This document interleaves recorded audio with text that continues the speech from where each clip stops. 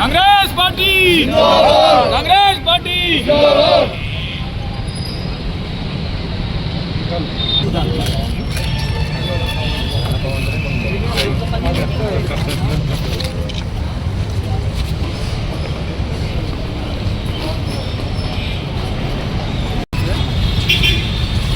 जरा एंटर करो नीचे कन्नड़ के नीचे ना कुछ इनका जा रहा है ना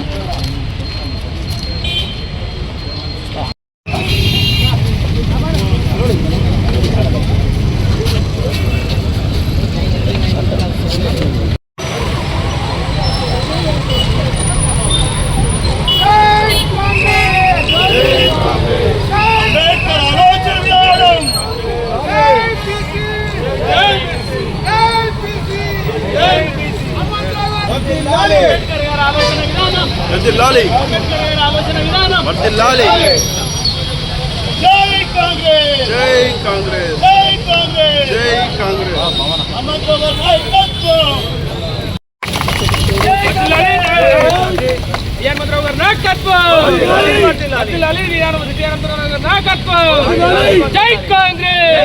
कांग्रेस जय कांग्रेस जय कांग्रेस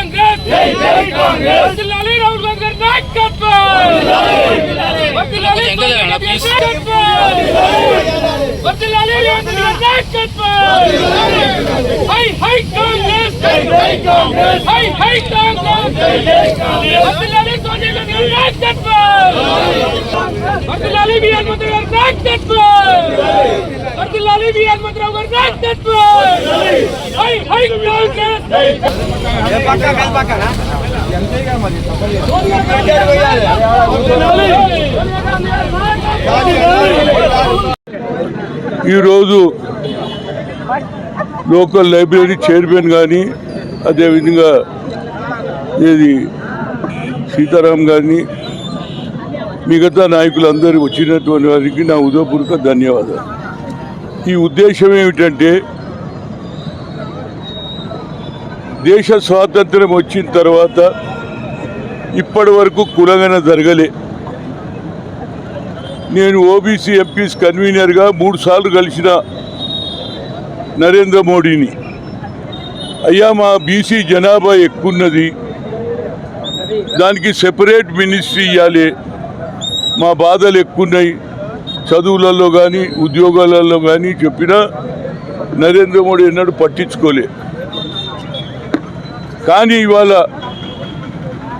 మా అపోజిషన్ నాయకుడు అయినటువంటి రాహుల్ గాంధీ గారు కన్యాకుమారి నుంచి కశ్మీర్ వరకు 4500 కిలోమీటర్లు నడిచి రోడ్డు వెంబడి ఉన్నటువంటి ప్రజలు, అది రైతులు కావచ్చు, నిరుద్యోగులు కావచ్చు, అట్టడుగున్నటువంటి పేదరికం కావచ్చు, మోజు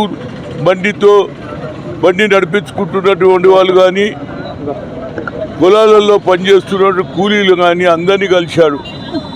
కానీ ఆయనకు ఎవరికి రాని ఆలోచన వచ్చింది, ఏమిటి ఇంత పెద్ద సంఖ్యలో ఉన్నారు, వీరికి సరి అయిన న్యాయం జరగాలంటే ఆయన ఒక మాట్లాడు, we come to the power, wheel conduct caste wise census అన్నాడు, కులగన జరగాలన్నాడు.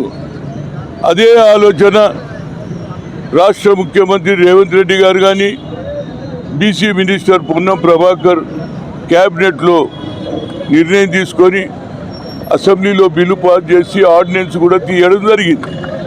దీనికి అపోజిషన్ వాళ్ళు ఎంతసేపటికి ఇది జరగదు, ఇది ఉండదు, ఇది అయ్యే పని కాదు, ఇంకోరు ఏమంటారంటే ఇది ముస్లింలకు రిజర్వేషన్ మేము ఒప్పుకోమంటున్నాం. ముస్లింలలో పేదోళ్ళు లేరురా బాబు, ఉత్తరప్రదేశ్లో 5% రిజర్వేషన్ ఇస్తున్నారు, మరి ఈడెందుకు వద్దంటున్నారు? కేవలం వాళ్ళకి ఏంటంటే ఆర్ఎస్ఎస్ బీజేపీకి ఒకటే ఆలోచన, ఈ దేశాన్ని హిందూ దేశం చేయాలని, ముస్లింలు ఈ దేశం నుంచి ఎలగొట్టాలనే వారి ఆలోచన. కానీ స్వాతంత్రం తెచ్చినప్పుడు ప్రతి ఒక్కరు మౌలానా మొదలు పెడితే ఎంతోమంది ముస్లిం నాయకులు, హిందూ, ముస్లిం, సిక్, ఇసాయి అందరూ కూడా ఆనాడు మహాత్మా గాంధీ ఎంబడి, పండిట్ జవహర్లాల్ నెహ్రూ ఎంబడి, సర్దార్ వల్లభాయ్ పటేల్ ఎంబడి, మౌలానా అందరూ కలిసి ఈ స్వాతంత్రం తెచ్చారు. ఆ రోజే డిసైడ్ అయింది ఇది సెక్యులర్ దేశం అని. వీళ్ళకి ఎంతసేపటికి దేశాన్ని విడగొట్టాలి, హిందూ దేశం చెయ్యాలి, వారు పరిపాలించాలి అనే ఆలోచన. దానికి రాహుల్ గాంధీ గారు కంకణం కట్టుకున్నారు. మొన్న టాల్ కటోరో స్టేడియంలో ఆయన చాలా క్లియర్గా అన్నాడు, నేను ఎంతసేపటికి ఎస్సీలు ఎస్టీల గురించే తెలిసింది, నాకు బీసీల సంగతి ఇప్పుడిప్పుడు నాకు అర్థమవుతుంది, తప్పనిసరిగా 9th షెడ్యూల్ను తీపిచ్చి మోర్ దాన్ 50% న్యాయం చేస్తా బీసీలకు అన్నప్పుడు మాకు ఒకటి ఆలోచన వచ్చింది. మేము 18th సెంచరీలో మహాత్మా జ్యోతిరావు పూలే చదువుకుంటేనే భవిష్యత్ అని, అగ్ర కులాలతో మీరు ఈక్వల్గా ఫైట్ చేయాలంటే తప్పనిసరిగా మనం ఈనాడు చదువుకోవాలన్నాడు. సావిత్రి పూలేతోటి కూడా స్కూల్ పెట్టించి ఆమె మహిళలు కూడా చదవాలన్నాడు. అదే ఆలోచనతో నడుస్తున్నటువంటి రాహుల్ గాంధీ గారికి నా ఉదయపూర్వక ధన్యవాదాలు. మేము ఎందుకంటున్నామంటే 18th సెంచరీలో నేను చూడలే, మీరు చూడలే, కానీ ఇది 21st సెంచరీలో గుర్తించి మహాత్మా జ్యోతిరావు పూలే ఆలోచనను ఇంప్లిమెంట్ చేస్తున్నటువంటి రాహుల్ గాంధీ ఆయన ఆలోచనను ముందుకు తీసుకుపోతుంటున్నారు. కాబట్టి ఆయన అనదర్ పూలేని మనం చూడలే, పూలే ఆలోచనను. అదేవిధంగా ఆ రోజులలో బాబాసాహెబ్ అంబేద్కర్ చదువుకున్నాడు, బ్యారిస్టర్ అయిండు. అదే జ్యోతిరావు పూలే మా గురువు అన్నాడు. ఆయన కూడా కాన్స్టిట్యూషన్ రాశాడు. అటు కాన్స్టిట్యూషన్ను దెబ్బ కొడుతున్నారు, ఇక్కడనేమో బీసీలకు అన్యాయం చేస్తున్నారు. కాబట్టి మన రాష్ట్రంలో రేపు జరగబోయే లోకల్ బాడీ ఎన్నికల్లో తప్పనిసరిగా జడ్పీటీసీ, ఎంపీటీసీ, జిల్లా పరిషత్, సర్పంచులు కూడా ఎక్కువ సంఖ్యలో గెలవాలి.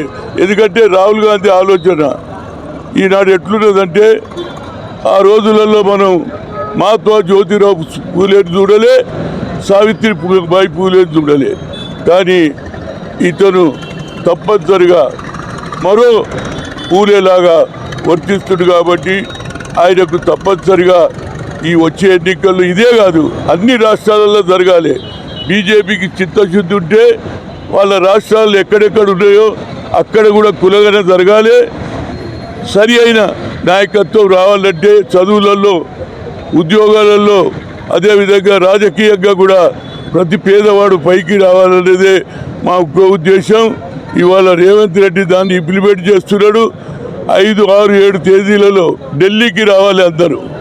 ఢిల్లీలో జంతర్ మంతర్ దగ్గర కూర్చుందాం, నరేంద్ర మోడీ ఎట్లా అయినాడో చూద్దాం అనేదే నా ఉద్దేశం. ఎందుకంటే ఆయన తనకు తాను ఓబీసీ అంటాడు, కానీ ఓబీసీలకు ఒక్క పని చేయలే. అదే అగ్ర కులాల్లో పుట్టిన ఇందిరాగాంధీ భూ సంస్కరణ అమలు చేసింది, దున్నేవాడికే భూమి ఇచ్చింది, అంతటితో ఆగలే. బ్యాంకు నేషనలైజ్ చేసి ప్రతి పేదవాని ముగ్గిట్లోకి పోయింది బ్యాంకులు. అదే ఆలోచనలో మనవడైనటువంటి రాహుల్ గాంధీ ముందుకు తీసుకుపోతుండు. ప్రతి పేదవాడు, బీసీ, ఎస్సీలు అందరూ కూడా ఎక్కువ సంఖ్యలో ఢిల్లీకి రావాలి. ఢిల్లీలో తాడో పేడో తెలుసుకుందాం. ఇక్కడనైతే ఎట్లనన్నా లోకల్ బాడీలో నిర్ణయం జరిగిపోయింది, ఇక్కడ ఎన్నికలు అయితే, కానీ అన్ని రాష్ట్రాలలో